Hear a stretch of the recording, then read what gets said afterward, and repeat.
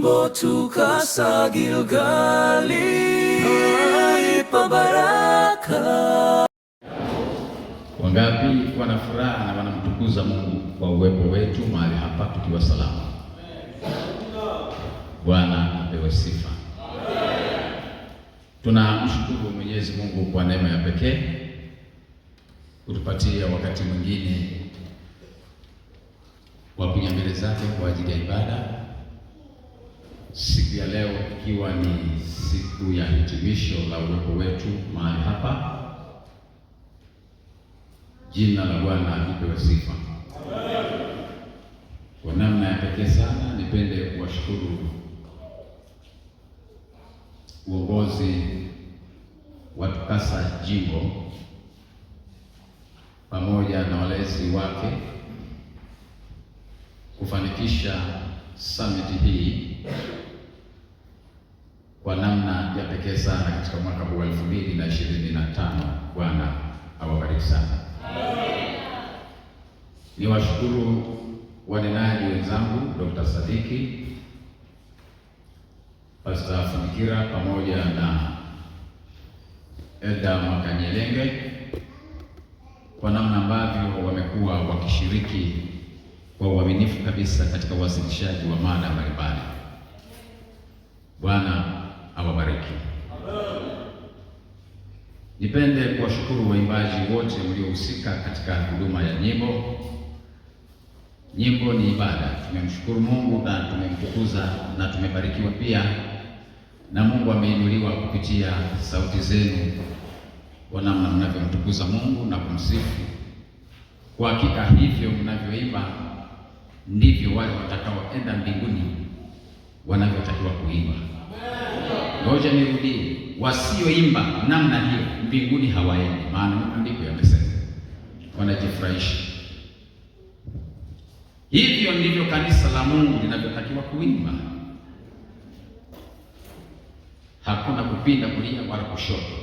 Ukitaka kuimba ya kwako, imba ya kwako unavyotaka, ruka sana, watu washangilie, waambie tumshangilie Bwana kwamba jamani mmepoa. Weka hayo mapambio unavyotaka, weka hayo ni ya kwako katika mbingu ya hapa, maana hata Mungu wako wengi. Yuko Mungu wa duniani, lakini yuko Mungu akaaye mbinguni.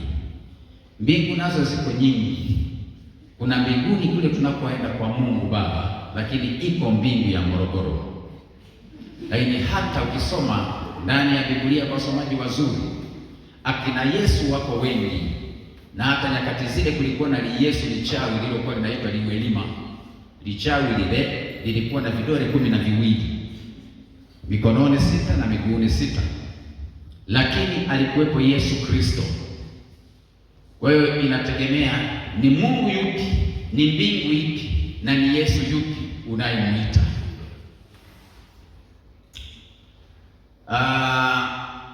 Ibada ya leo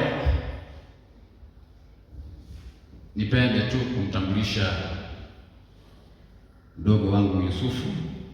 Tumesali naye mahali hapa na familia yake. Tusimama mara moja. Semeni.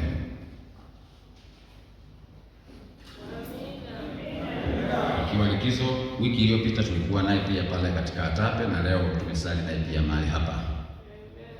Yuko Dodoma, muda wa likizo akaona tuweze kushiriki pamoja naye na familia yake. Familia yake iko mazingira haya huku kwa ajili ya utumishi, yeye akiwa huko pia kwa ajili ya utumishi, na sasa katika likizo hii tumeshiriki pamoja. Waweza kuketi.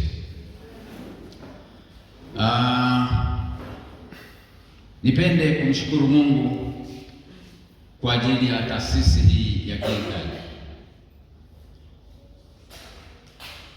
Gilgal Mission ipo kwa ajili ya kuandaa wanadamu kwenda mbinguni. Mahali mlipo watumishi wote wa taasisi hii pamoja na mkurugenzi, meneja, sitapenda kuwasimamisha tena, lakini tunawashukuru na tunawaombea kwa Mungu kwa namna ya uwepo wenu mnavyoendelea kutubariki na kubariki wanadamu wengine. mwaka unapoisha Gilgal, ninyi mnaweza msielewe, lakini huwa mmeandaa watu wengi sana wanaoweza kuandaliwa kwa ajili ya uzima wa milele kupitia katika kituo hiki.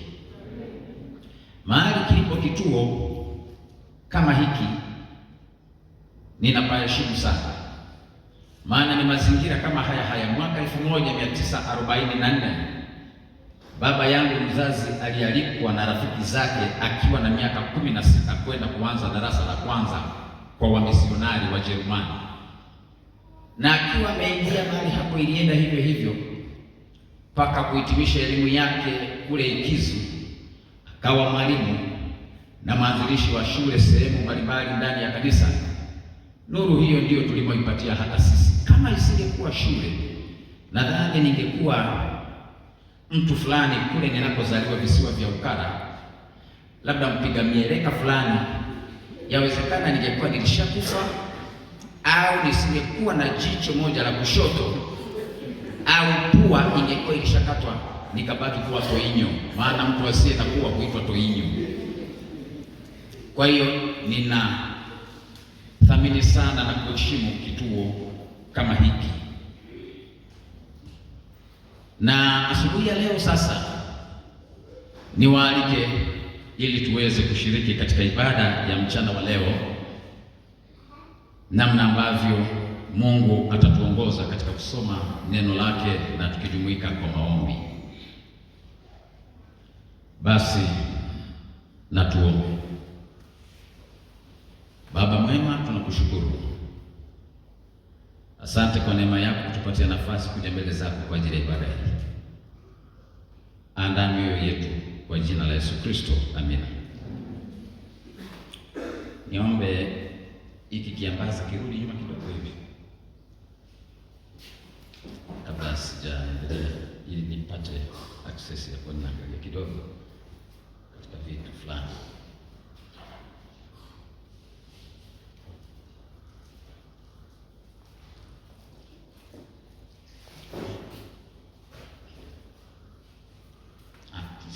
Kiwe tu kilivyokuwa kwa hapo inatosha kabisa. Kielekeze tu vizuri hapo, ili hawa nao waweze kupata. Sogeza tena kidogo, sogeza tena hapo panatosha. Wale kule si mnapata vizuri hapo, ule upande huu wa kulia. Asante.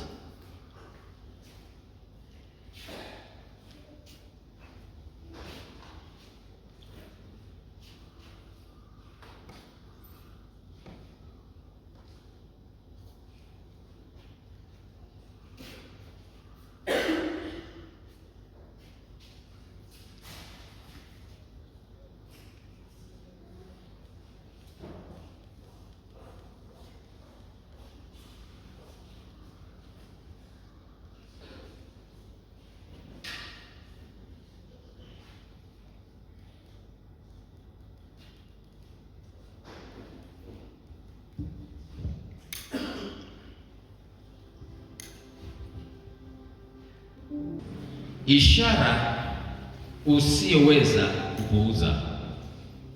Ishara usiyoweza kupuuza. Neno letu kuu limejengwa katika Warumi sura ya 13 mstari wa 11. Na tukiujua wakati kwamba saa ya kuamka katika usingizi imekwisha kuwadia, kwa maana sasa wokovu wetu u karibu nasi kuliko tulipoanza kuamini. Kwamba tukijua wakati saa ya kuamka katika usingizi imekwisha kuwadia, sio imekaribia. Saa ya kuamka katika usingizi imekwisha kuwadia. Neno hilo kuwadia, pigia mstari. Saa ya kuamka katika usingizi imekwisha kuwadia, sio imekaribia, imekwisha kuwadia. Kwa maana sasa, yani kama saa imekwisha kuwadia, ina maana wokovu wetu u karibu nasi kuliko tulipoanza kuamini.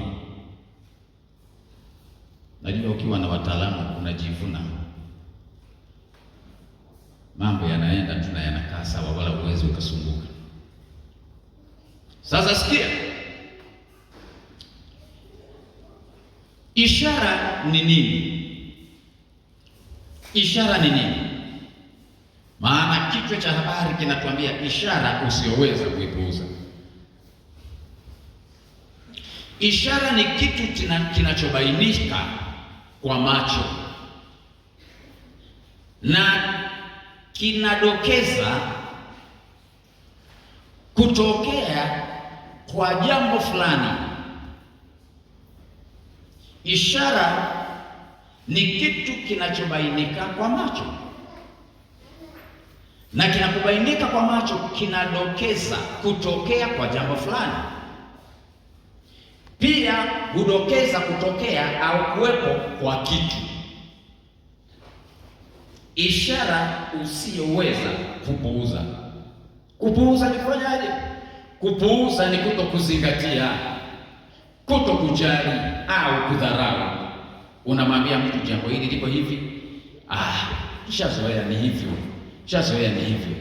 Nilikuwa na mwalimu mwenzangu tulikuwa tunafundisha naye, na alikuwa ni mwalimu wa mathematics. Wakati fulani mitihani inapokuwa inakaribia, wanafunzi huwa tunawahimiza kuwa nadhifu, kuwa na rula, kuwa na penseli, kila kitu, vitu vyote kuwepo na vifutio kwa ajili ya michoro na mambo mengine. Lakini pia huwa tunawahimiza kuvaa vizuri. Sasa siku hiyo mwalimu mwenzangu akamwambia mwanafunzi mmoja jambo ambalo sikutaka kulisikiliza. Akasema hivi, fulani, na wewe leo ndo una rula na penseli na umevaa umechomekea, uko nadhifu na nguo umenyoosha. Akacheka kicheko cha kinafiki.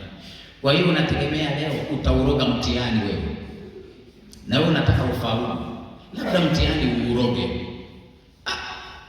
Nikaondoka mahali nikamwambia neno gumu. Akasema huyu alikuwa mpuuzi, alikuwa anapuuzia.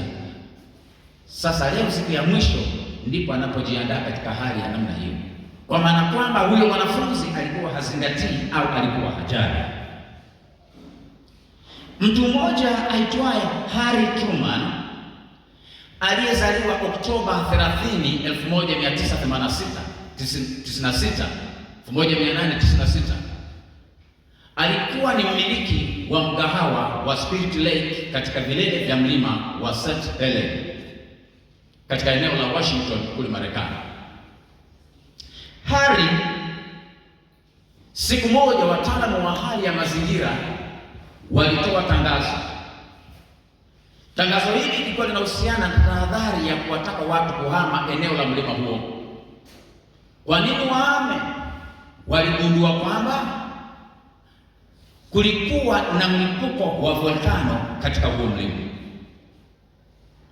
Baada ya tangazo kutolewa, yalisambaa katika televisheni, katika redio, magazeti, na hatimaye magari yenye ving'ora yalipita na matangazo yakisisitiza watu kuhama, waondoke katika mazingira ya mlima wa St. Helens. Harry katika eneo hili alikuwa ameweka uwekezaji. Alijenga hoteli yake, na mahali hapo palikuwa maarufu kwa ajili ya kuwapokea watalii, na alikuwa akiwaongoza pia katika maeneo hayo, na alikuwa akijipatia pesa. Baada ya matangazo hayo kuwa yametolewa, Harry alikataa kuhama. Akasema hivi, mimi huu mlima ninaujua sana kuliko mtu mwingine yeyote. Na alipuuza akisema hakuna kitu cha namna hiyo kinachoweza kutokea, maana nimekaa hapa miaka mingi. Kwa hiyo akahojiwa na shirika la habari la taifa. Waandishi wa habari walimhoji ikiwa ni miezi miwili kabla ya kuhama, maana tangazo limetolewa miezi mitatu kabla. Imebaki miezi miwili, wakaenda kumhoji baada ya kusikia kwamba Harry hana mpango wa kuhama mahali hapo. Yeye akaapa akawaambia hivi, mimi sikubaliani kabisa na hatua za kuhama katika eneo hili. Wakamuuliza, kwa hiyo utahama? Akasema, ndio, sitahama. Basi wakaondoka, lakini matangazo yaliendelea. Skrini zilizo katika miji mikubwa kama ambavyo huwa tunaona katika majiji, kila baada ya dakika 5 tangazo hilo lilikuwa likiapia kwenye skrini katika miji na katika mitaa mbalimbali, ikiwaonya watu kuhama. Yeye akapuuzia, na alipokuwa amepuuzia, siku zikaendelea. Siku moja, tarehe ya 18 Mei 1980, mapema alfajiri, mlima uliripuka kwa nguvu na volkano ikarushwa kwa nguvu toka mlimani umbali wa kilomita 1.5. Volkano zile zikamfunika Hari na kila kitu na uwekezaji wake wote, na majumba yakasambaratishwa, na kituo hicho kikawa kimeharibiwa kabisa, kikafunikwa na volkano. Hari naye akafariki katika tukio hilo. Kwa nini Hari alifariki? Hari alifariki kwa sababu alipuuzia taarifa zilizotolewa na serikali kupitia wataalamu wake kwamba kwa namna tunavyoangalia na kuona, ishara zinaonyesha tarehe ya 18 au mwezi huu wa Mei watu wawe wamehama, kwa sababu imepita mwezi wa kwanza, wa pili, wa tatu. Kabla ya tukio, Hari aliendelea kustarehe katika mazingira hayo, na ndivyo inavyokuwa.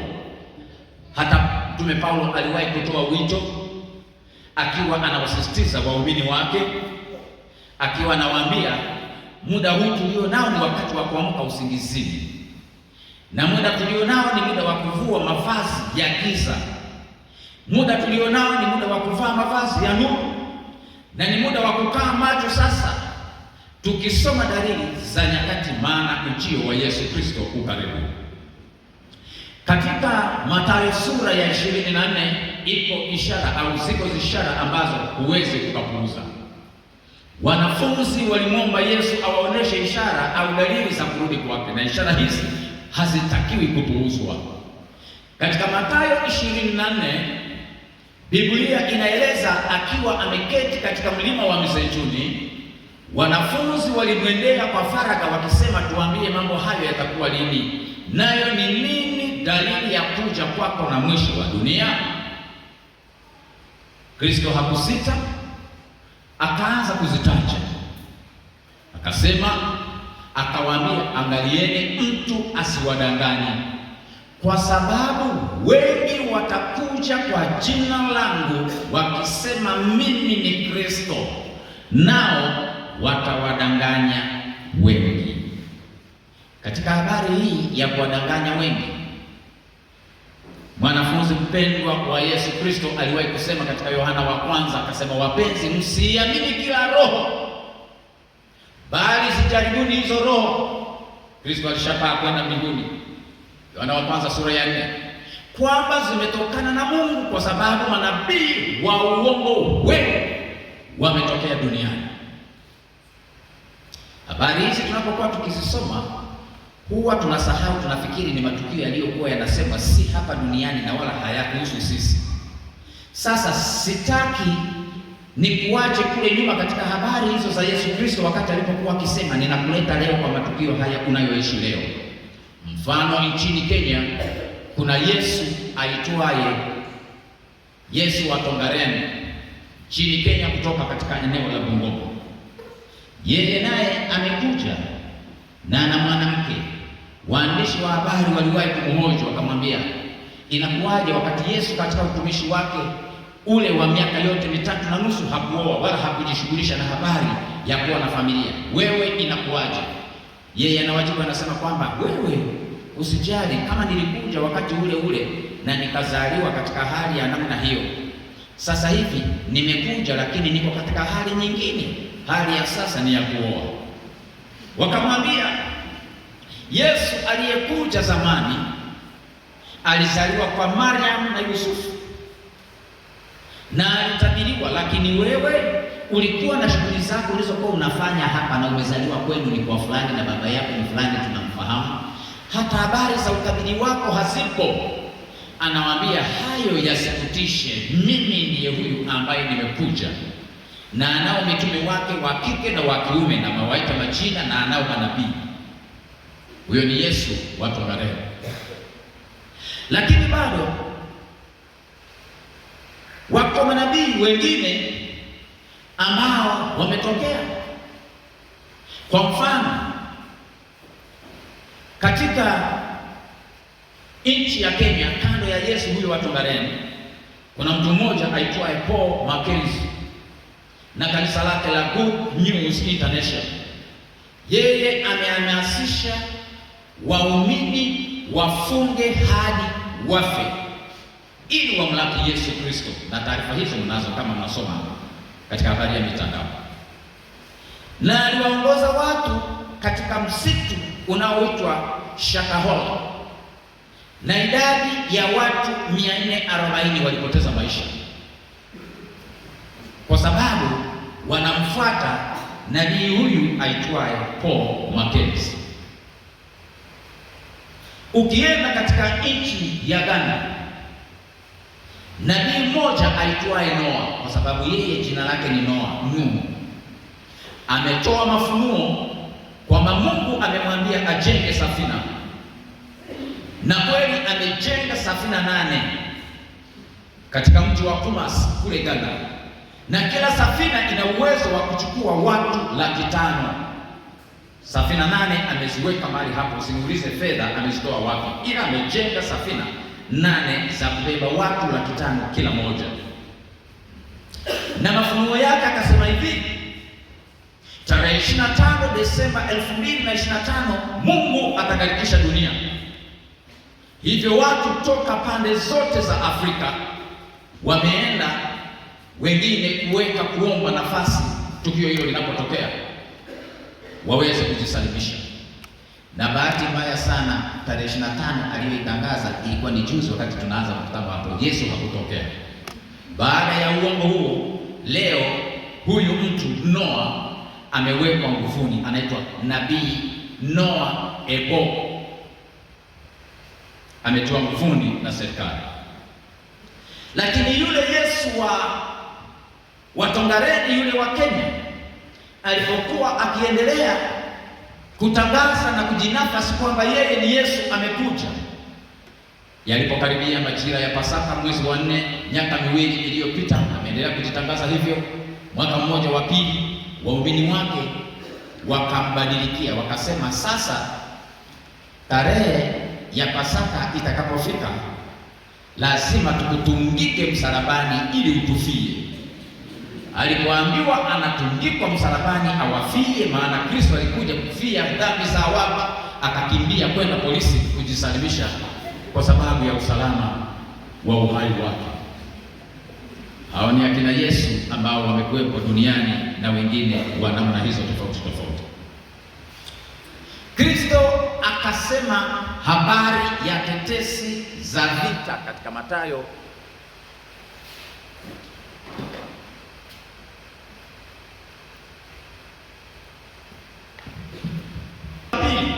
ishara ya pili, habari za vita na matetesi ya vita, kwamba nanyi mtasikia habari za vita na matetesi ya vita, angalieni msitishwe, maana hayo hayana budi kutukia, lakini ule mwisho bado.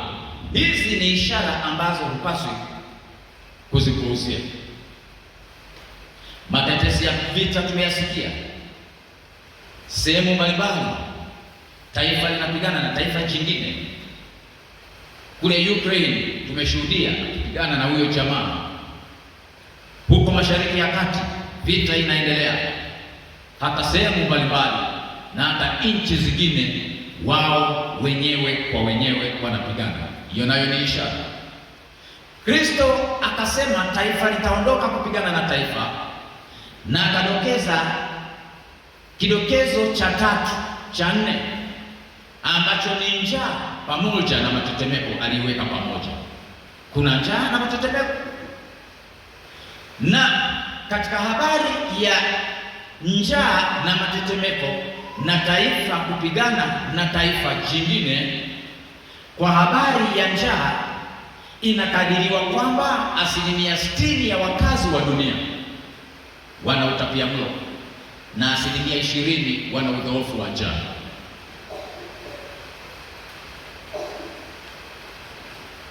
Kuna ndugu yangu mmoja aliamua kufanya matengenezo. Alipokuwa ameamua kufanya matengenezo, alipokuwa ameugua, afya ilipopata changamoto, akaambiwa anza kula samaki. Sababu tunavyogundua afya yako sio hiyo. Simaanishi kwamba uache kutengeneza wewe, endelea tu kutengeneza, ila akaambiwa kwa afya tunavyoona, anza kula samaki. Akapuuzia. Mara anasema nasikia vitu vinatembea kichwani, mara nyonga zinauma, akawa mgonjwa hatari. Alizunguka, tiba ilishindikana. Hatua ya mwisho, kaka yangu daktari akamwambia, ninakuamuru kuanzia sasa ufuate kile ulichoambiwa na madaktari wengine. Mimi ningekwambia nikiwa kama ndugu yako ungedharau. Sasa kama wamekwambia wengine na si wa Adventista, fanya kitu hicho. Kamwangalia supu ya jogoo, supu ya sato asubuhi. Wiki mbili mtu akawa mzima na akanenepa, akapata nguvu, akawa na uwezo wa kulima hata ekari 4 kwa mkono. Unyong'onyevu tu huo unaosababishwa na utapiamlo. Lakini hata mwaka huu binti yangu mmoja yuko kule Dar es Salaam, mara analalamika, leo ninaumwa, leo ninaumwa. Nikamwambia mama, huyo haumu. Mara leo moyo unauma hapa, mara kijembe kimelala, mara sijui nasikia vitu vinatembea, mara miguu inakosa nguvu. Nikamwambia mama, huyo hana lishe. Ninawafahamu wanachuo, na maisha yanapokuwa magumu, chips na soda ndio wanaona ni maisha. Wanajisahau kuna maana yeye alizoea dona, mboga za majani, samaki, michuzi ya dagaa na vitu vingine hatumii. Alipofika nikamwona amekuwa mdogo, analingana na mdogo wake wa darasa la 6. Nikamwambia mama, hapa hatuendi hospitali. Kwanza kwenye banda lako hilo chinja kuku. Kila siku ale mayai 4, mawili asubuhi, jioni mawili. Na uji uko hapo wa soya, lishe iko hapo imechanganywa yote. Mboga za majani ale tani yake yeye mwenyewe anavyotaka. Wiki 3-2 nikaona mashavu yakaanza kutoka, ugonjwa umepotea wote. Sasa kuna habari ya njaa, watu wanadhoofu, na 20% wana udhoofu na njaa. Na hata hapa tulipo, hii mili tulio nayo mimi na wewe, hiyo mili sio ya kwetu. Yaani ukila vizuri wewe inavyotakiwa, hivyo ulivyo una utapiamlo. Taarifa toka vyanzo vya kuaminika vinasema hivi, kadiri watu wanavyoongezeka na ongezeko hilo likazidi uzalishaji wa chakula, panatokea njaa na udhoofu kwa sababu ya upungufu wa chakula. Kisha hali hiyo inaleta mlipuko wa magonjwa. Hizo ni taarifa zinasema hivi. Kristo alidokeza tena habari ya tetemeko. Wakati anayasema haya, walikuwa wanaona kama masimulizi wanafunzi.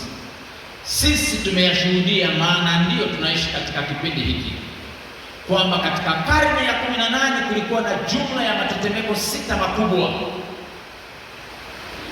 na karne ya 19 yametokea 7, karne ya 20 yametokea 100, na karne ya 21 yametokea zaidi na zaidi.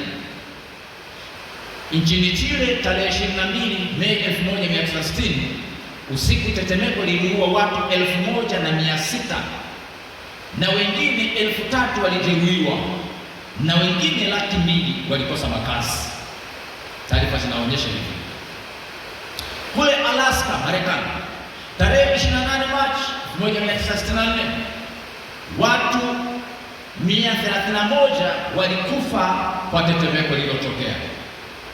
Na kule Indonesia, Sumatra, tarehe 26 Disemba 2014 saa 6:18 usiku litokea tetemeko, na baada ya tetemeko hilo ilitokea tsunami iliyoathiri nchi 14 za Asia Kusini na Afrika Mashariki, na jumla ya watu 300,000, sio milioni 20, watu 300,000 walipoteza maisha kwa tetemeko hilo la 2014. Kule Hoshi, Japani, tarehe 11 Machi 2011, watu 15,700 waliuawa na wengine 5,300 walijeruhiwa kwa tetemeko. Tuhame kutoka huko tuje Tanzania, maana unaweza kufikiri ni mambo yaliyoko kwingine. Tarehe 10 Septemba 2016, watu 16 walipoteza maisha na watu 203 walijeruhiwa na nyumba zipatazo 270 ziliharibiwa mkoa wa Kagera, Tanzania. Watu 16 wamefariki kwa tetemeko katika tarehe ya 10 Septemba 2016. Maasi yanaongezeka. Mathayo 24:12, na kwa sababu ya kuongezeka maasi, upendo wa wengi umepoa. Watu wanakuwa ni waasi. Hatimaye, kama mtu ulikuwa na nia ya kumsaidia mtu, unachoka. Siku moja tukiwa kanisani mahali fulani kule Katavi, akaja mtu mmoja anasema ana shida, amefanyiwa upasuaji, kwa hiyo anaomba pesa ili aende akahudhurie kliniki. Akafungua tu kidogo hapa tumboni. Alipofungua, wazee wa kanisa wakaona nyama kabisa ziko nje, kuna kidonda kikubwa. Wakamwambia rudisha. Akarudisha, kafunga. Wakamchangia pesa shilingi 300,000 siku hiyo. Lakini walishangaa, siku chache wanamwona huyo jamaa yuko mahali fulani kirabuni na anakunywa pombe, ndiye yule aliyesema kwamba ni mgongo. Wakatuma taarifa kwenda kwa askari kwenda kumkamata, kuja kumfungua, hakuna chochote. Watu wakasema hata kanisani kwetu alikuja, na wakagundua alienda buchani akanunua nyama nusu kilo, akafunga mahali hapa na zile bandage, alafu hapo kanyama kanaoza, anakuwa nakafanyia dressing, kanabadilika, anaweka kitambaa, anakuja kwenu, anasema kwamba ni mgongo. Hakuwa mgongo huyo. Maasi yanakuwa ni mengi, maasi ya mtu binafsi. Wapo waasi wanaoasi hata katika familia, wapo waasi wanaoasi katika serikali. Maasi yanaongezeka, na yanapokuwa yanaongezeka, Kristo akasema yanapoongezeka, upendo wa wengi utapoa kwa sababu ya maasi. Kristo akasema jua litatiwa giza na mwezi pamoja na nyota zitaanguka. Luka 12:25 inasema tena kutakuwa na ishara katika jua na mwezi na nyota, na katika nchi dhiki, mataifa wakishangaa kwa uvungu wa bahari na msukosuko wake. Tarehe 19 Mei 1980, jua lilipatwa ikiwa ni saa 4 asubuhi, na ilichukua muda mrefu. Lilikuwa ni giza kabisa. Watu waliokuwa machungani waliswaga ng'ombe kurudisha nyumbani, na waliokuwa kazini walirudi nyumbani, wakadhani kwamba yawezekana leo Kristo atarudi, lakini Kristo hakurudi. Anasema hizo ni dalili za kurudi kwake. Na mwezi ulikuwa ni mwekundu. Sivyo, mawazo maovu Kristo akayasema katika sura ya 24 mstari wa 37 mpaka 39, akasema kwamba kwa maana kama vile ilivyokuwa siku za Nuhu, ndivyo kutakavyokuwa kuja kwake Mwana wa Adamu. Kwa kuwa kama vile siku zile zilizokuwa kabla ya gharika, watu walivyokuwa wakila na kunywa, wakioa na kuolewa, hata siku ile ile aliyoingia Nuhu katika safina wasitambue, hata gharika ikaja ikawachukua wote, ndivyo kutakavyokuwa kuja kwake Mwana wa Adamu. Hizo siku za Nuhu na hizo za Lutu zilikuwaje? Biblia inasema kwa mawazo waliokuwa nayo, mawazo maovu, Bwana akaona ya kuwa maovu ya mwanadamu ni makubwa duniani, na kwamba kila kusudi analowaza ndani ya moyo wake ni baya tu siku zote. Bwana akaghairi kwa kuwa amemfanya mwanadamu duniani, na akahuzunika moyo, yaani mpaka Mungu akahuzunika. Akasema, nitamfutilia mbali mwanadamu niliyemuumba usoni pa nchi. Mwanadamu ni mnyama na kitambaacho na ndege wa angani, kwa maana na gairi ya kwamba nimewafanya. Mungu akamwambia Nuhu, mwisho wa kila mwenye mwili umekuja mbele zangu, kwa sababu wameijaza dunia dhuluma, basi nitawaharibu pamoja na dunia. Kristo alipokuwa ametoa taarifa hizi, alirejelea wakati wa Nuhu na akarejelea wakati wa Lutu, kwamba mawazo yao yalikuwa ni maovu.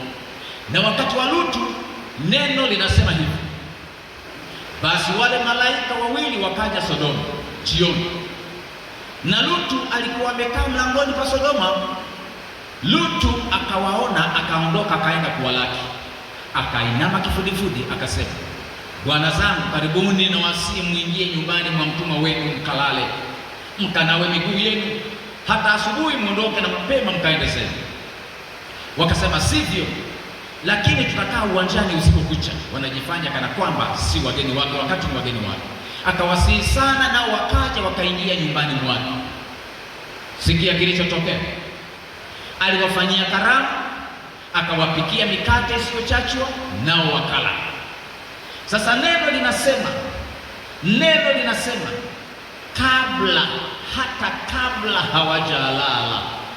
hata kabla hawajalala, kilichotokea ni hiki: watu wa mji, wenyeji wa Sodoma, wakaizunguka nyumba, vijana kwa wazee, watu wote waliotoka pande zote. Wakamwita Lutu, wakamwambia, wapi wale watu waliokuja kwako usiku huu? Uwatoe kwetu tupate kuwajua. Lutu akawatokea mlangoni, akafunga mlango nyuma yake, na Biblia inasema aliwasihi, akasema kwamba waacheni hawa wageni, ikiwezekana niwapatie binti zangu wawili, lakini hawa watu msiwafanyie tukio baya la namna hiyo.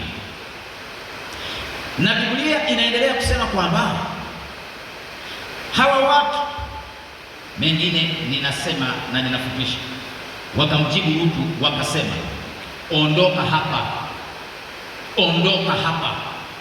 Na wakanena, mtu huyu ni mmoja amekuja kwetu kuketi hali ya ugeni, naye kumbe anataka kuhukumu.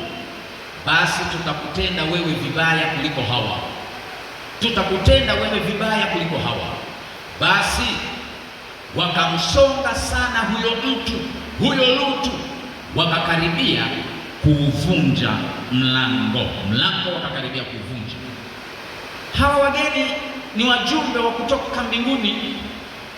Wanaume wa mji wa Sodoma, vijana na wazee, wanawataka ili wawafanyie mambo mabaya, walale nao.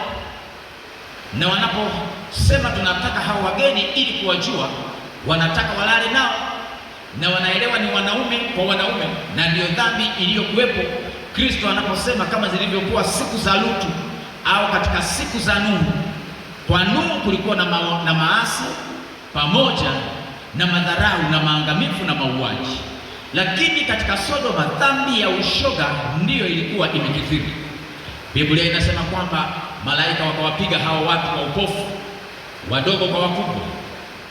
Na kinachonishangaza, wamepigwa upofu, hawaondoki wala hawastuki kumwambia Lutu kwamba Bwana tusaidie tupate macho tuondoke.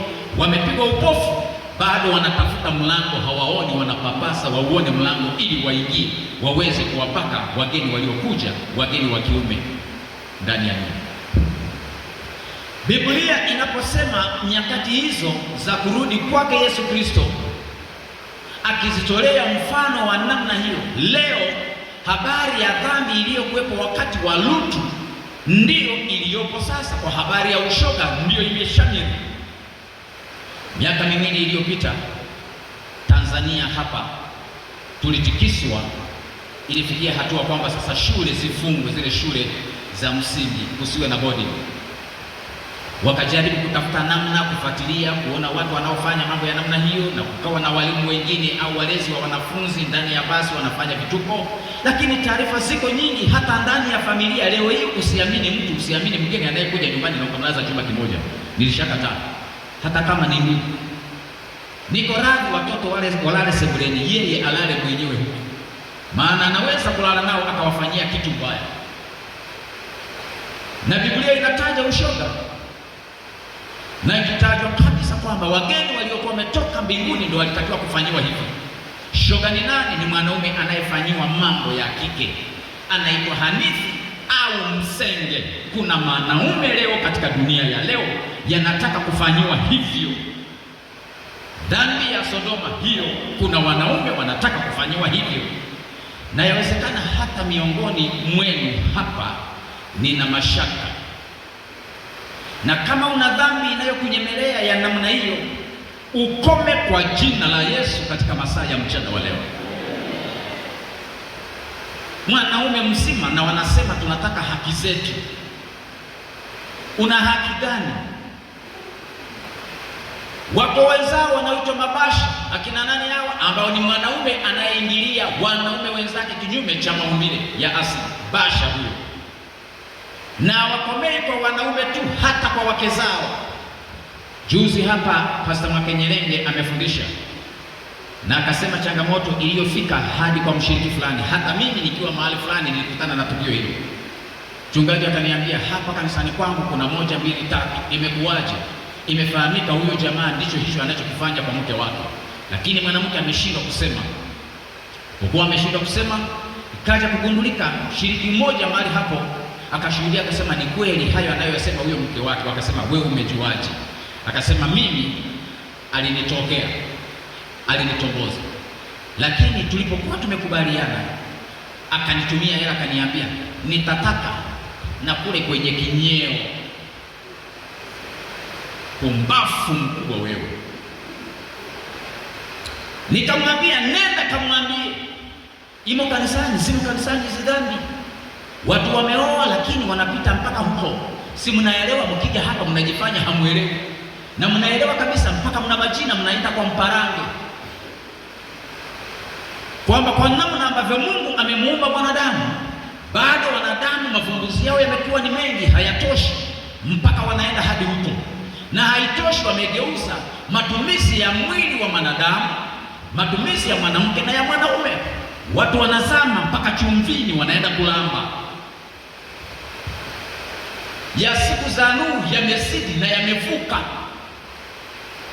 Watu wanazama chumvini, na unasikia anasema, siwezi nikaenda hivi tu kwa namna ambayo Mungu ameumba, nisiingie chumvini. Pumbafu mkubwa wewe. Na wako wasichana na wanawake walio kwenye ndoa na ambao hawako kwenye ndoa, nao ni hivyo hivyo. Matumizi sahihi ya mwanaume wameyageuza, wanaita nikoni hizo, wananyonya.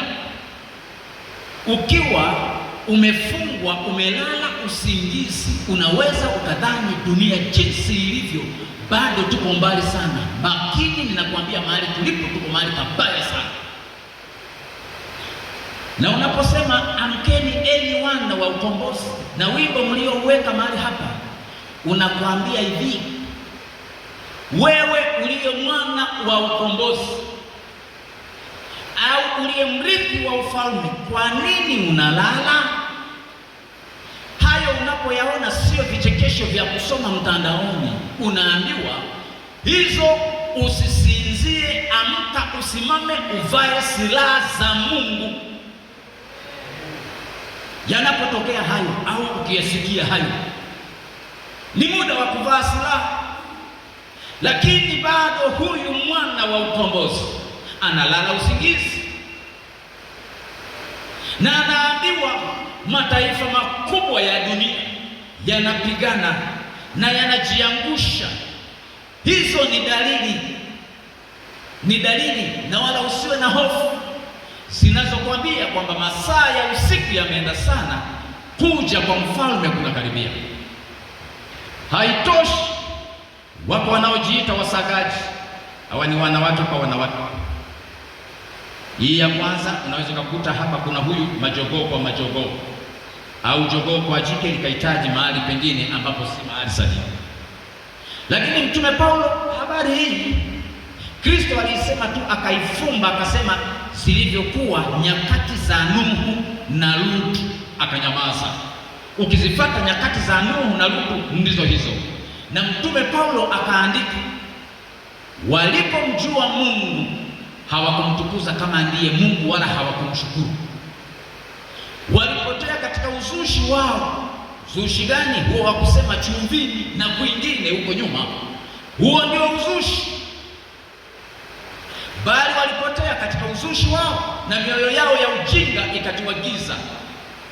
Kwa ajili ya hayo Mungu aliwaacha katika tamaa za mioyo yao waufuate uchafu, kwa maana nyingine kwenda kinyume na maumbile ya asili aliyoumba Mungu ni uchafu.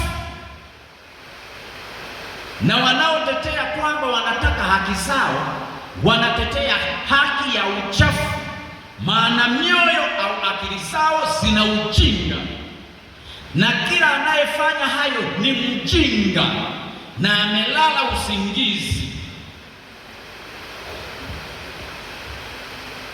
Alafu Mtume akasema wakavunjiana heshima miili yao. Kwa hiyo wewe mwanamke, ukiwa na mwanaume akakwambia huku nataka nipite na huku, wewe kwa ujinga unasema si ni mume wangu. Pumbafu mkubwa wewe, namba mbili, unamfuata mmeo, maana wewe nawe ni mjinga, na kwa sababu hujielewi unavunjiwa heshima. Ndivyo Biblia inavyosema kwamba wakajivunjia heshima katika miili yao. Kwa kuwa wamejivunjia heshima, Mungu akawaacha wafuate tamaa zao za aibu. Wanawake wakabadili matumizi ya asili kwa matumizi yasiyo ya asili. Nimekwisha kusema, badala ya mwili wa kiume na wa kike vinafanyika vitu vingine. Wanawake nao wakabadili matumizi ya asili kwa matumizi yasiyo asili. Wanaume nao vivyo hivyo, waliacha matumizi ya mke ya asili, dhambi ya Sodoma hiyo aliyosema Kristo, wakawakiana tamaa, jogoo kwa majogoo.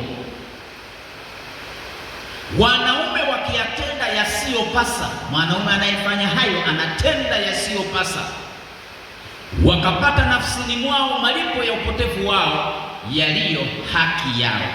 Maradhi mengi hata yanayoendelea, na hata kwa wanawake walio wengi, maradhi mengi. Wale watu wanaokuwa nao katika mahusiano, unakuta mmoja sio mwaminifu, anapitaga na mazingira ambayo sio sahihi.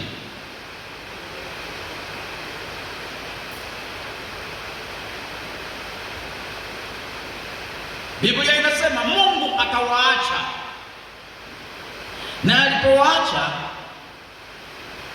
walivyokataa kuwa na Mungu katika fahamu zao, akaacha wafuate akili zao zisizofaa, wayafanye yasiyowapasa. Angalia sasa tabia zao yasiyowapasa. Wamejawa na udhalimu wa kila namna, uovu na tamaa na ubaya. Wamejawa na husuda na uuaji na fitina na hadaa, yani wanajidanganya. Watu wa nia mbaya, yani wanawaza mabaya, nia mbaya, wenye kusengenya, wenye kusingizia, wenye majivuno, wenye kutunga mabaya, wasiowatii wazazi wao, wasio na ufahamu, wenye kuvunja maagano, wasiopenda jamaa zao, wasio na rehema, ambao wakijua sana hukumu ya Mungu, hukumu ya haki ya Mungu, ya kwamba, sikiliza hiyo, usidhani kama hawajui, wanajua ya kwamba wayatendao hayo wamestahili mauti. Na kama ni mwanamke anatendewa hivyo na anakubali, anastahili kufa. Hata Kumbukumbu na Walawi walisema ukilala na mwanamume kama kulala na mwanamke unastahili kufa. Na wote wanaobadili hiyo, kama ni mwanamke anabadilisha matumizi yake ya asili, anastahili kufa. Kama ni mwanaume amegeuza mke wake akatumia yasiyostahili, anastahili kufa. Kama ni mwanaume kwa mwanaume mwingine, anastahili kufa. Dhambi imeenda mpaka wanaume wanafanya mitetea ya kuku, tunabaka kuku kabisa, anamtetea wa kuku. Nani mwanaume amevaa vizuri kabisa, ukimwangalia amevaa unafikiri ni mtu ana akili, kumbe ni mbweha fulani tu yuko mahali fulani hapo. Nyau kabisa, kiburu, joka, kenge, nge. Hapo watu wanasali. Huyo mchungaji akaniambia, sasa unajua brother, hapa hilo jambo kulisema ni gumu. Nikamwambia nenda kamwambie kama taarifa hizo unazo. Akasema ngoja nijitahidi. Ikawa bahati nzuri nikapangwa kambi mahali hapo. Akasema tayari. Nilipopangwa kambi mahali hapo, akaja mgeni mmoja kutoka Yuda. Alipofika akasema mimi sitafundisha ndoa, mimi nitakuwa na watu wazima tu, wale wakongwe ambao ni wajane na wagane. Ninakuomba Pastor Manikini ufundishe hiyo. Nikakaa naye, nikatoboa jipu, nikapiga, nikaharibu. Nikasema kama unafanya dhambi hiyo unatakiwa utubu.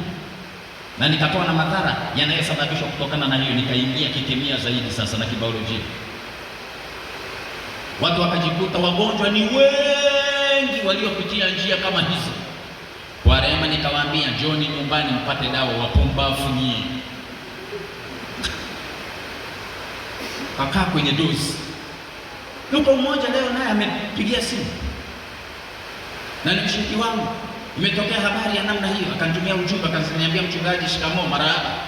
Lile tatizo ulilotusaidia lililosababishwa na ile hali limerudi tena. Nikamuuliza, mwenzio anakuomba tena huko? Akasema hapana, ila naona tatizo lilikuwa ni kubwa. Kamwambia tutaongea jioni.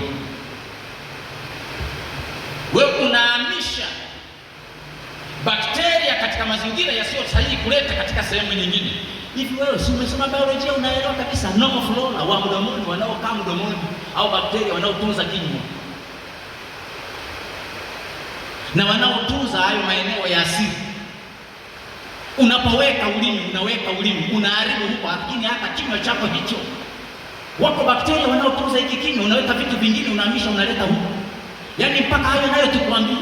Ndio maana Paulo anasema hawana akili.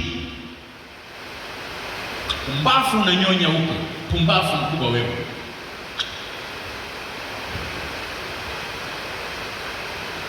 Na unapoona hayo, Biblia inakuambia si vitu vya vichekesho. Na ngoja nikwambie, anayeweza kukuambia mambo haya ni wachache. Wengine watakuwa wanapita tu. Ila ukiwa huko huwa unayaongea hadharani na unayasema na unashare na unaongea. Ila ukija hapo unajifanya wewe ni mtakatifu. Sipendi utakatifu huo wa kunawa hewa. Nimetumwa nikuambie utengeneze njia, ukae tayari. Ujio wa Kristo uko haraka sana zaidi ya jinsi unavyofikiria.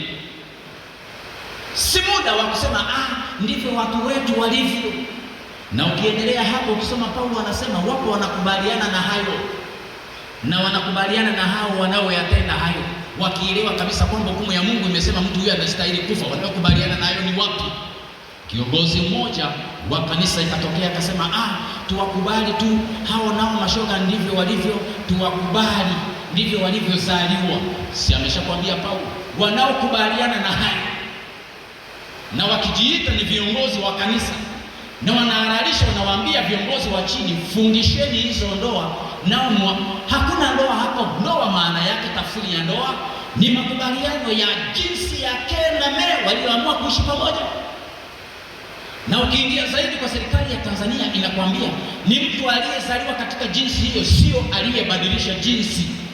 Leo hii katika nchi za wenzetu, mtu akizaliwa hana uhuru. Wewe baba huna uhuru wa kumuita jina la kike, unamwacha mpaka atakapofanya maamuzi, alafu abadilishe awe mwanamke au awe mwanaume. Na wako watu wanaokubaliana na hayo, na hata viongozi wa makanisa. Sasa sikia,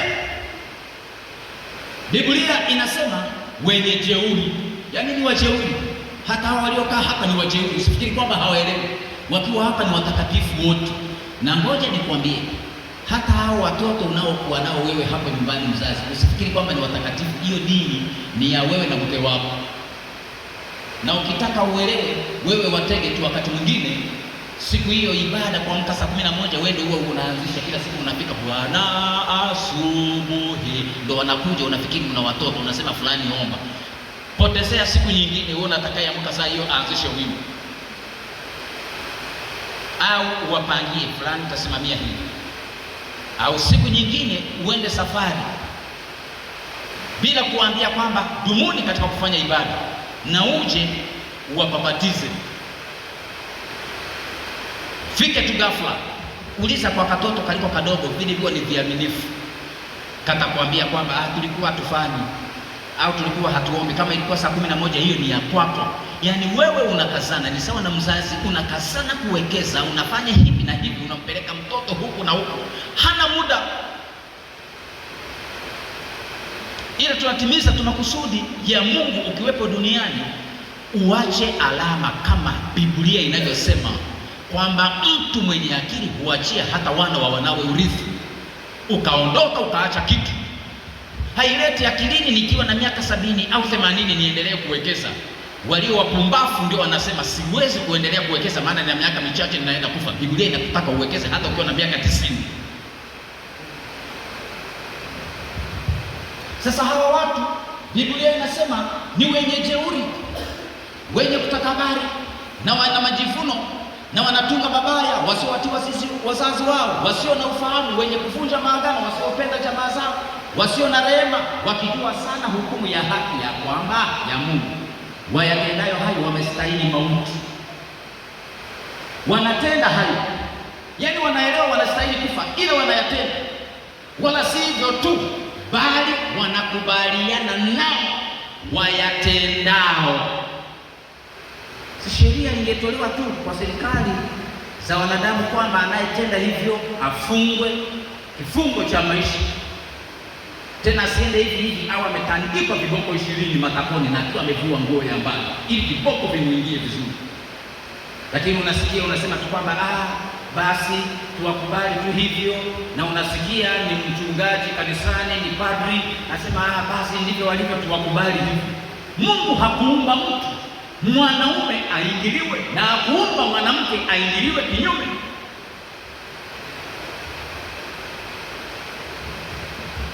Hizo ni dalili. Ngoja nikwambie kitu kimoja. Huyo unayemuona sio mwanamke, ni mwanaume, anaitwa David Crownshaw. Na jina lake alibadilisha kutoka David akajiita Des Crownshaw. Ukimtafuta hivi sasa hivi uweze ukampata. Andika David, andika Des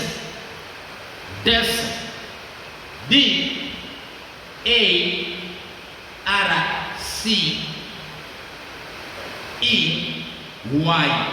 Yaani akataka jina liendane lifanane na la kike. Alifanyaje? Huyu mtu ni bilionea kule Uingereza.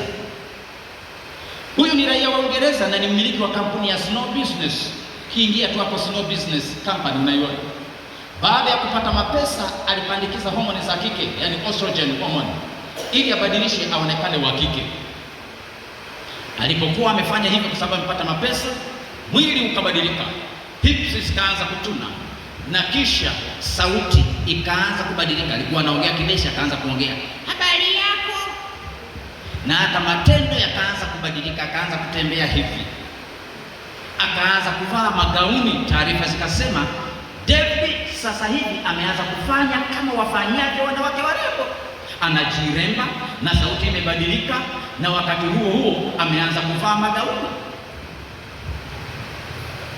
Kilichofuata ni hiki: baada ya kufanya hivyo, sura yake ikabadilika kama ilivyokuwa lengo lake, sauti ikawa nyororo, akajenga hips na kisha akaanza kuvaa magauni na kujiremba kama wafanyavyo wanawake wengine.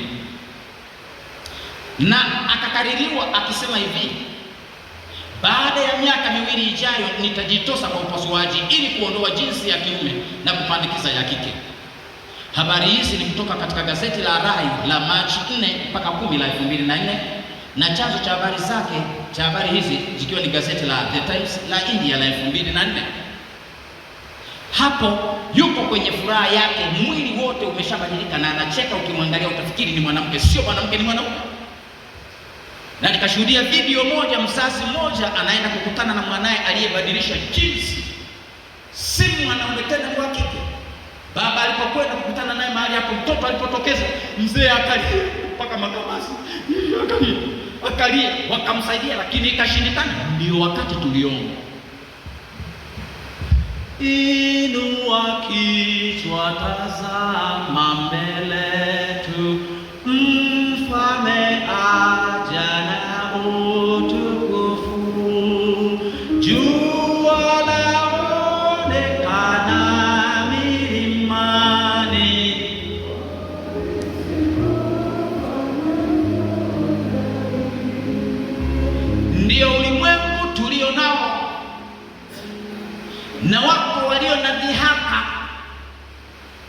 Na wanasema Petro wa pili sura ya 3:3 inasema hivi, mkijua kwanza neno hili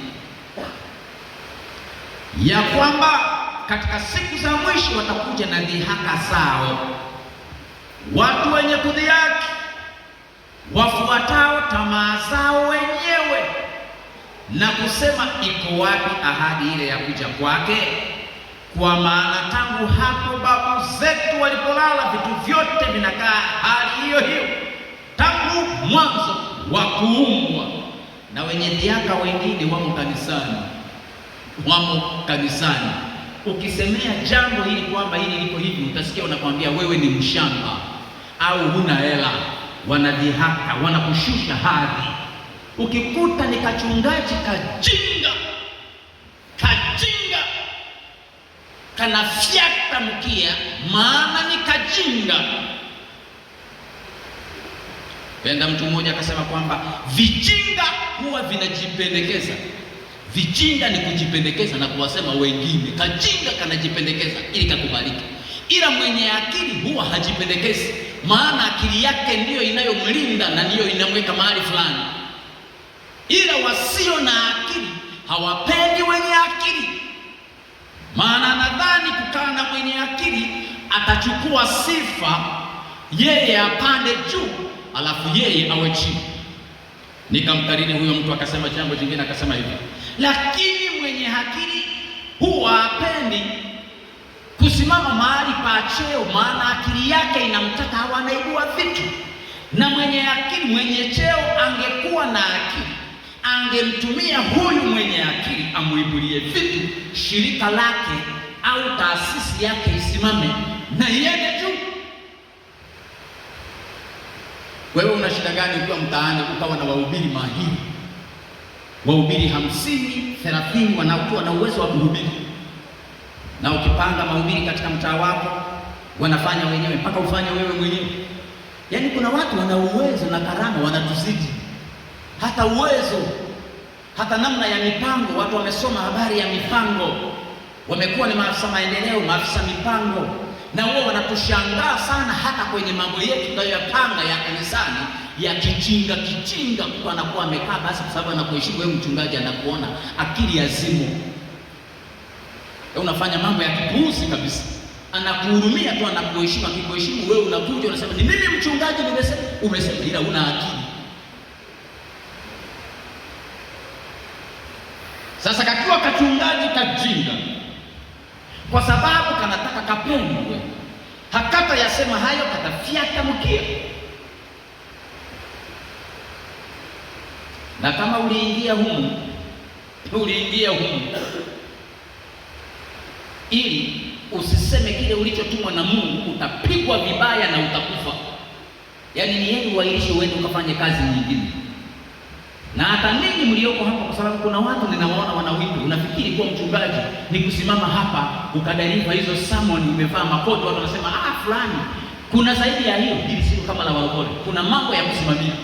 Nyeupe iwe nyeupe, nyeusi ni nyeusi, njano ni njano, kijani ni kijani. Sasa vijinga vitabaki vinasema ili nipate cheo. Pumbavu mkubwa wewe, kama uliingia cheo huko na kuhurumia. Wengine tuliacha vyeo tukaja huku kufanya kazi ya Mungu. Na kama wewe unataka cheo, kakitafute huko. Na niliwahi kumjibu siku moja mtu mmoja, nimeingia huko wakati naingia kufanya kazi hapa, nikawa ninaomba pesa fulani, akaniambia hivi, wewe humu umeijia hela? Wakati ni haki yangu hiyo. Nikamwambia nimeijia hela. Kama ningelihitaji hela ningelienda kufanya kazi mgodini. Ningehitaji hela ningeenda kufanya kazi mgodini. Alafu wakati naingia mshahara shilingi 420,000. Yaani unanipa 420,000 wakati kule nimeacha shilingi 1,200,000 wakati huu. Kwa hiyo unaniona nimeijia hela. Nimeacha 1,200,000. Alafu wakati huo gari linaweka makalio hapo jeupe, linanibeba linanipeleka kazini. Alafu huku ninatembea ninahesabu heka. Wakati mwingine nitoke hapa nishinde hata namna ya kutembea mpaka chipaka anibebe kunipeleka nyumbani. Wakati ule nikiwa hapo gari liko hapo linanisubiri. Au nina uwezo wa kusema bana, nenda station au nenda stendi au nenda airport, kuna mgeni wangu anakuja, umpeleke nyumbani. Nimeshasema maana mimi ndiye boss. Alafu ninapoacha hiyo unakuja hapo unaniambia lakini ana 20 ndio unaniambia. Unaumwa. Yaani nilimstahi. Nilimwambia tu kwamba kama ni pesa ningeweza kwenda mgodini. Na mkiingia mwe mnayajua hayo. Maana wengine mnaingia huko kwa sababu wako wajomba na watu wengine wanaopigia pande ili wakati fulani uwe mahali fulani. Na utakata tamaa na utaugua na utakufa. Kama unafanya kazi kwa sababu ya fulani, ingia huko wewe mwenyewe. Na aliniambia baba, akasema tangu nilipoingia mwaka 1944 na akatoa matangazo akasema, ngoja niwaambieni, atakayetaka kuingia kufanya kazi ya kanisa sizuii, lakini uende ukiwa unaelewa. 1 2 3 4. Mje kichwa. Karibuni, tunawakaribisha. Naleta matege huko. Fika hapo utafunga kinywa, mtu atafanya vitu vya ajabu, atapiga mke wake, atatukana watu hadharani, utashindwa kwenda kumwambia. Yaani ukija huko akili ziwe zimefiatuka na uelewe unachotakiwa kukifanya. Ni mawili, kufa au kupona. Umwache mtu aingie jehanamu, Mungu akupatilize, au ukomae na huyo mtu uitwe mshamba, lakini umelekeze njia iliyo sahihi.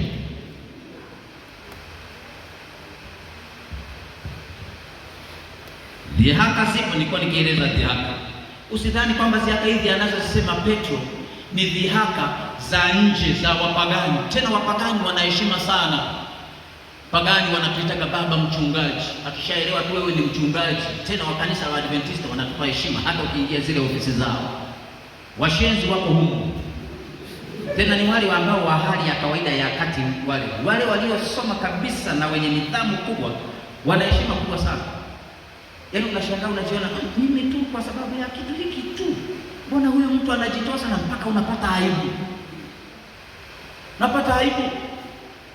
Nilishuka mahali fulani nikiwa naendesha semina, ninashuka muda wa kuagana, nikashangaa mpaka watu wa kiwango cha hali ya chini kabisa wanaojitafuta wanakushika mkono. Binti mmoja akaweka shilingi 5000 mkononi hapa.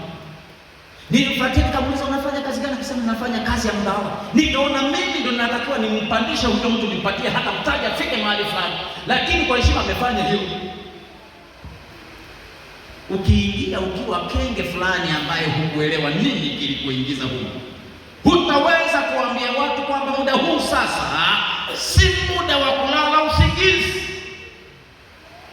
Takuwa unapiga porojo, na mnazipenda sana hizo porojo. Hata Mungu mbarikiwe wote, mbarikiwa. Wewe ni mtu mkubwa sana. Wewe utakuwa afisa tawala wa mkoa. Jana nimekuambia unaweza ukamaliza ukasugua na ukatembea na bahasha miaka 5, 10, 6, 8. Aliyokuambia sadiki uyazingatie, na Mungu na akili yako ikae kichwani. Sababu kuna ndoto sana za kudanganyana hapa. Nilikaa miaka 10, si nilikwambia jana? 10.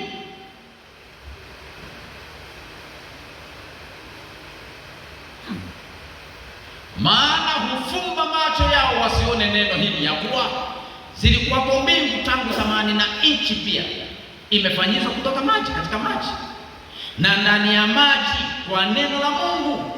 Kwa hayo dunia ile ya wakati ule iligarikishwa na maji ikaangamia. Lakini mbingu za sasa na nchi zimewekwa akiba kwa moto kwa neno lilo hilo. Lipi? Mbingu za sasa na nchi za sasa zimewekwa akiba. Neno hilo la kuziweka akiba ili zije zichomwe moto, zinalindwa hata siku ya hukumu na ya kuangamia kwa wanadamu wasiomcha Mungu. Wako wasiomcha Mungu na wako ambao walikuwa wakiona hizi dalili wakawa wanazipuuza, wanafikiri ni mambo ya kawaida. Ngoja nikwambie, mahali tulipo tuko mahali pabaya sana. Soma kitabu kile cha Matukio ya Siku za Mwisho, kinakwambia kwamba ni wakati wa watu kufungwa matita wakiwa wanasubiri kuchomwa moto, ili Kristo anapokuja kusanya ngano ghalani, alafu na makapi ili yakachomwe. Lakini wapenzi, msisahau neno hili, Yaani huu muda tunaoishi huu anatuwekea wazi Petro akisema kwa Bwana siku moja ni kama miaka 1000 na miaka 1000 ni kama siku moja. Bwana hakawii kuitimiza ahadi yake kama wengine wanavyokudhani wawili, bali huvumilia kwenu, maana hapendi mtu yeyote apotee, bali wote wafikirie toba. Hapa ulipo na hapa nilipo kuendelea kuwa hivi, Mungu ana makusudi na mimi na ana makusudi na wewe kufikiria toba.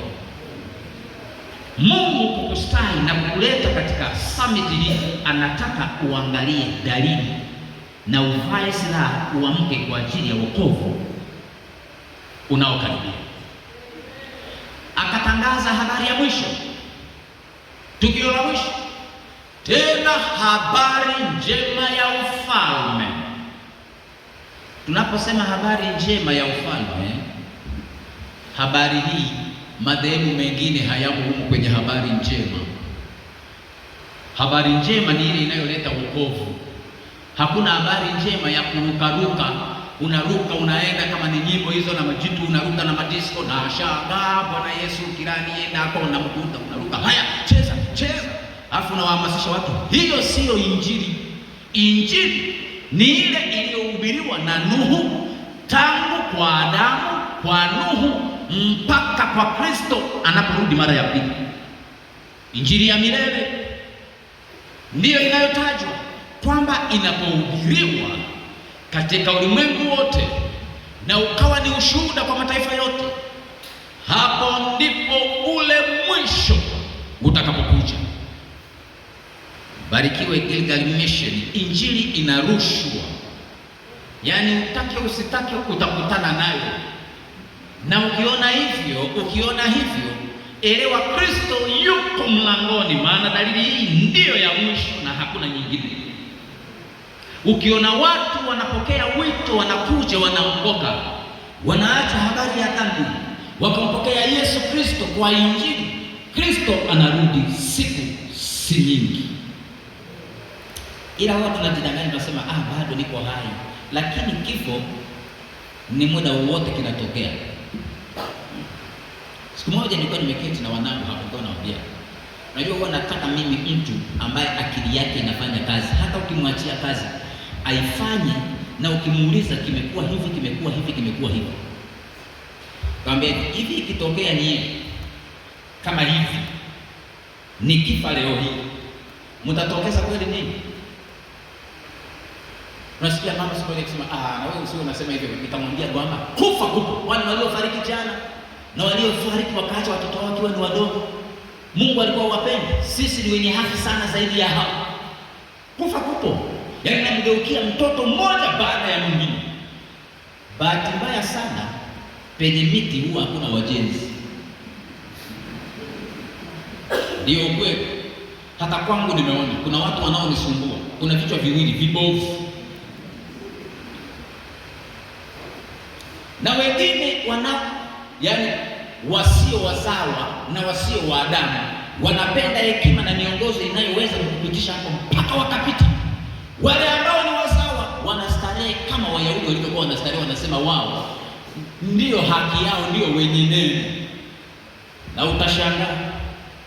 Na nilikwambia kwamba kwa habari ya Esau, haijalishi wewe ni wa kiume au ni mzaliwa wa kwanza, Mungu huwa anatoa mibaraka kulingana na juhudi ya mtoto. Na nitakwambia hapa nilipo, ninajua ni nani siku nikilala atabaki na mama yake, hata kama ikiwa ni leo. Na nilishamwambia Mungu kabla sijalala unipatie nafasi na muda wa kuongea nikiwa nimewaandaa hao watu. Hata nikiwa kitandani pale niwe na uwezo wa kuongea na akili ya utambuzi. Akija mmoja mmoja kunisalimia, ninayejua huyu ana uwezo wa kusimamia hiki na hiki na hiki, niongee naye maneno ya mwisho, nimwambie wewe sasa mimi ninalala, wewe utamtunza mama yako, alafu wewe utasimamia taasisi ile, wewe utasimamia mashamba. Yule ambaye ni nyau,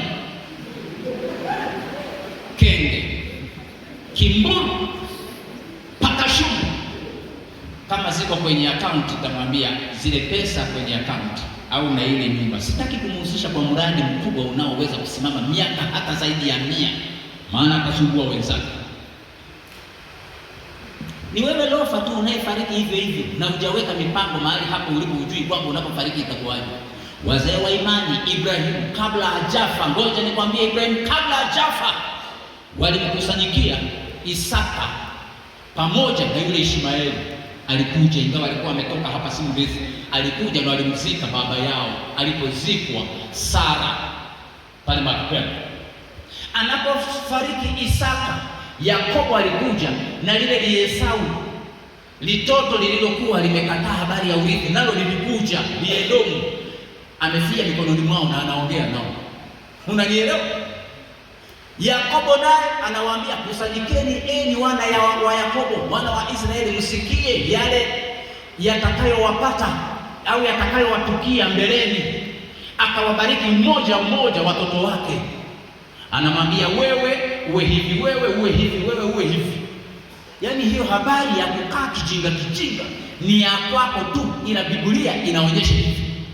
Musa nabii kabla hajafa anaenda kwa Yoshua, anamwambia, Mungu alipomwambia kwamba wewe hutaenda, nchi ni ile, ila ulikasirika, hutaenda. Kabidi kwa Yoshua alafu ufe. Anamwambia Yoshua, sasa wewe utakaenda uenda kuadhimisha, uwe na moyo mkuu uende. Na Mungu akamwambia Yoshua. Yoshua alipokuwa amesita, Mungu akamwambia hivi, kama nilivyokuwa na Musa ndivyo nitakavyokuwa na wewe.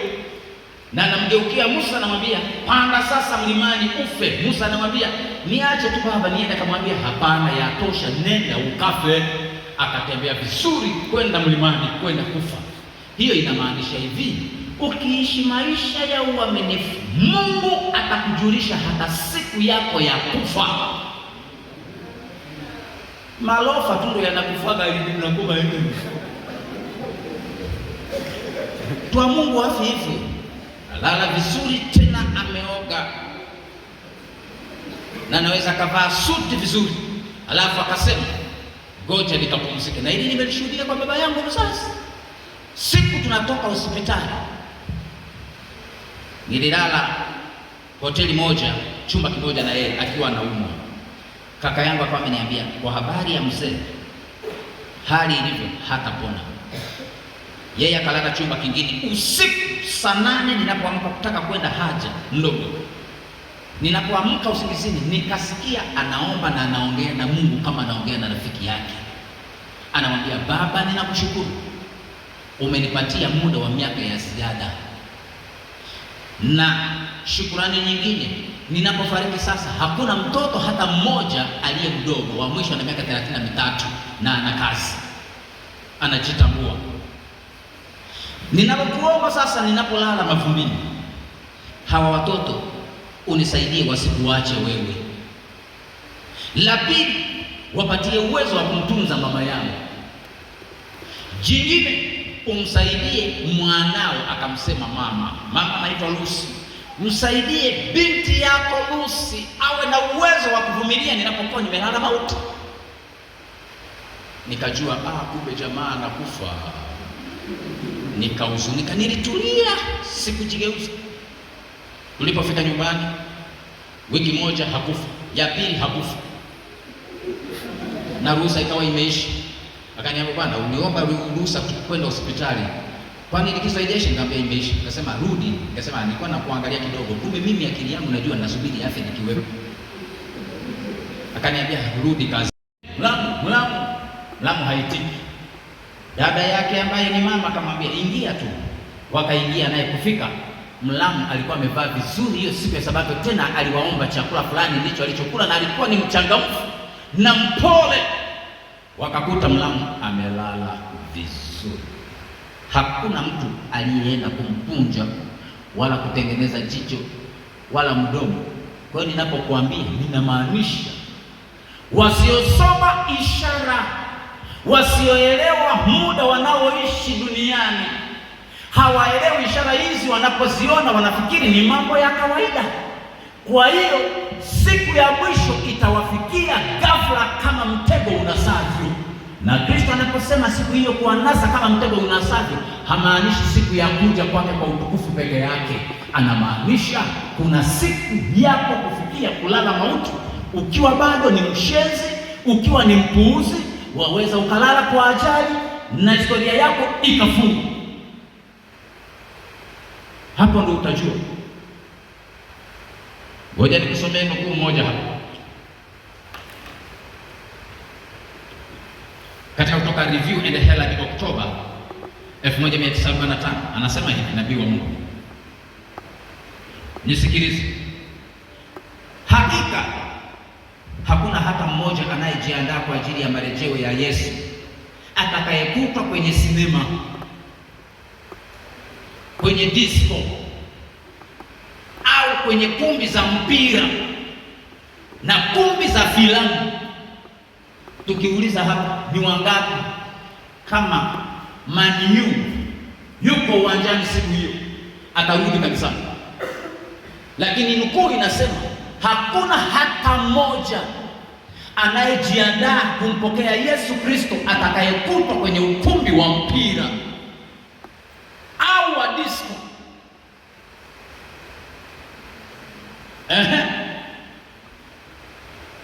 Kumbi za maonesho, kucheza karata, dansi na mashindano ya kamari. Kamari hayo yote ya kubeti hayo yako humo. Soma kitabu kile kinachoitwa Mashauri juu ya Uwakili. Huko kubeti pote huko, acha hii kekundu na kekundu, kubeti huko unapofanya kwenye simu yako, hayo mapato Biblia imekataa. Inataka mapato ya kazi, ya kuhusisha kazi zinazohusisha akili au zinazohusisha nguvu ya mwili ya kutoa jasho na ukachafuka, sio kubeti. Beti utapata hela sawa, utalipa ada, ila mbinguni huendi. Ndio ukweli huu. Nao beti sasa wanaangalia chini. Sikiliza, tunawasihi kwa nguvu. Sikiliza sentensi hiyo, tunawasihi kwa nguvu watu wetu kujitenga na ushirika na ulimwengu. Kama kubeti kunasema ni ulimwengu, na neno la Mungu linataka watu wajitenge. Kama ni ulimwengu na si ya Mungu, kubeti ni kwa shetani, mpira ni wa shetani, karata ni za shetani, bao ni la shetani.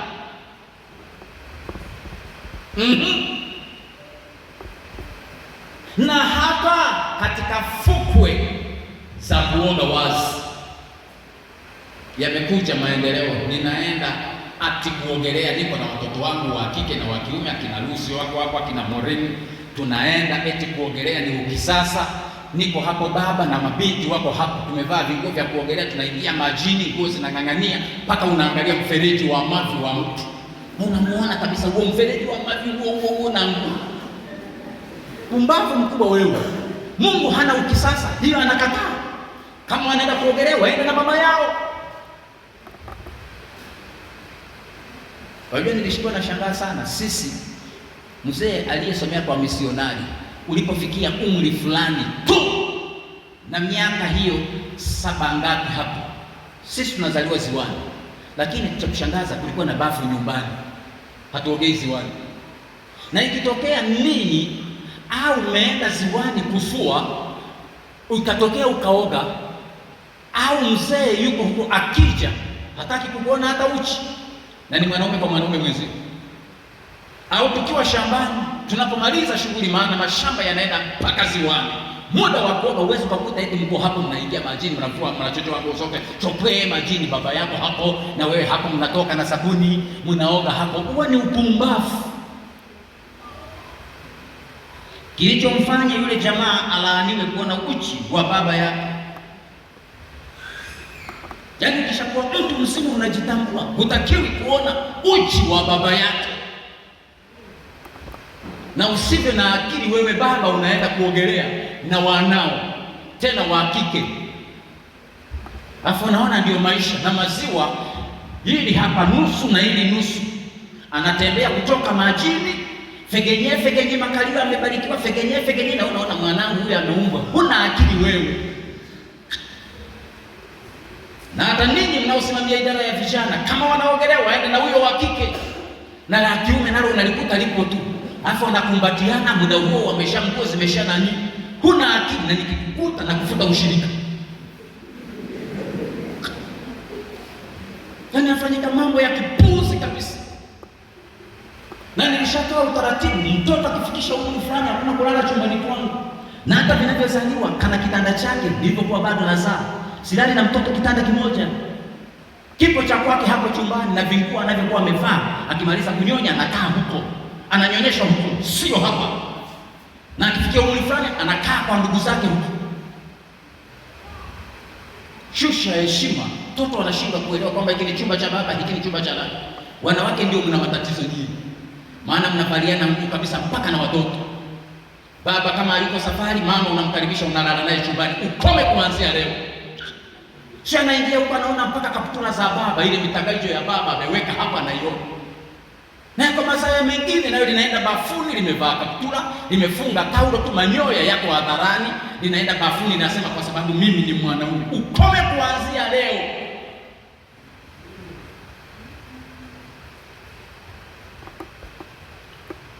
Sikia.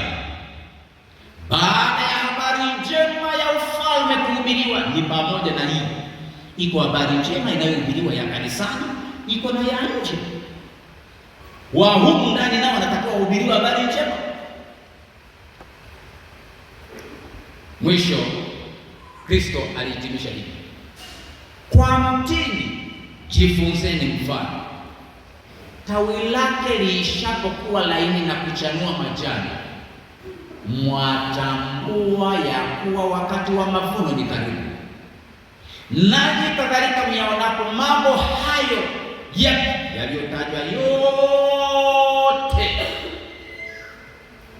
yanaanza, mkiyaona yanaanza, tambueni ya kuwa yu karibu milangoni. Mrithi ufalme kwani walala, karibu wokovu wasinzia. Haya mama uvae silaha, haraka sana saa zapita.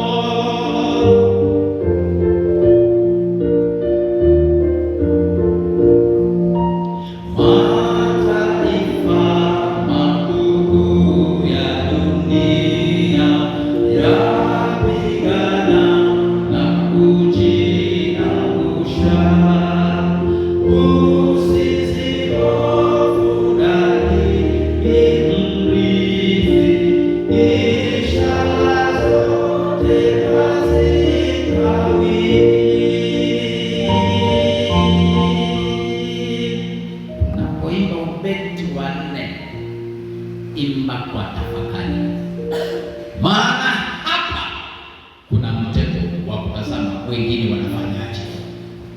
Na upepo wanne unatuzuia kwamba wewe hizo anasa za dunia na wanayoyafanya watu wengine hutakiwi kuyafanya. Ni muda wa kuamka usingizini, uachane nayo. Sitazame anasa za dunia, kwani hayo yapita upesi.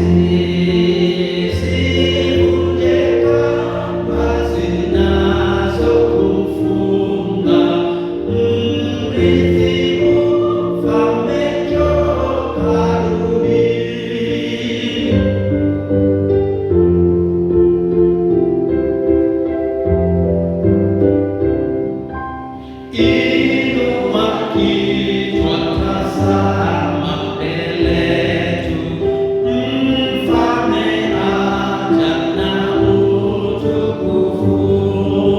Jua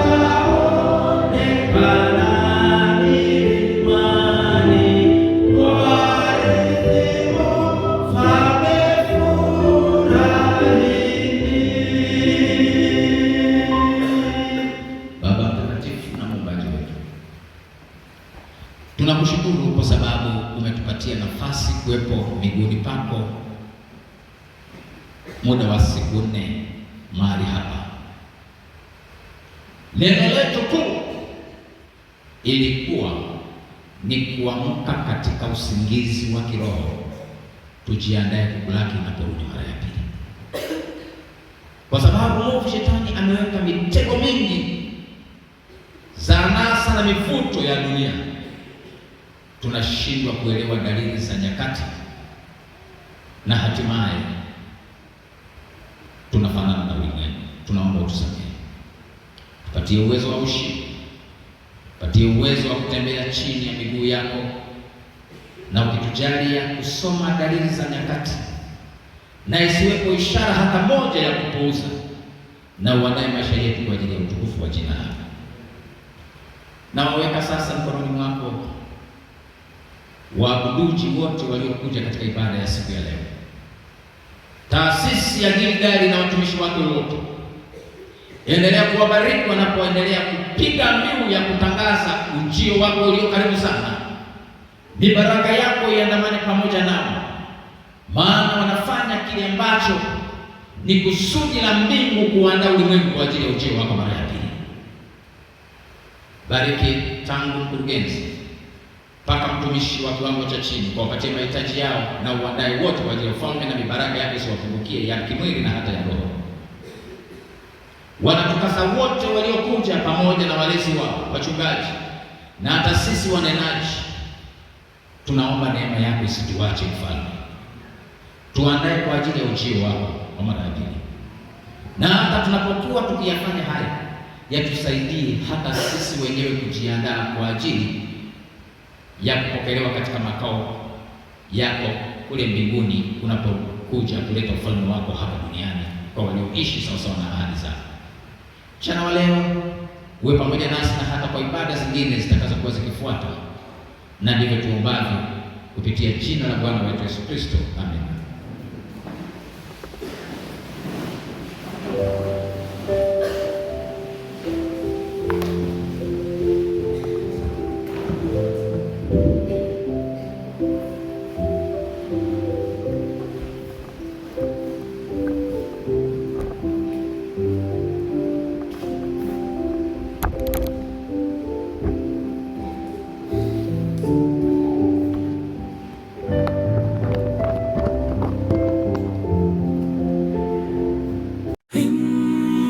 Tukasa Gilgali, ipabaraka.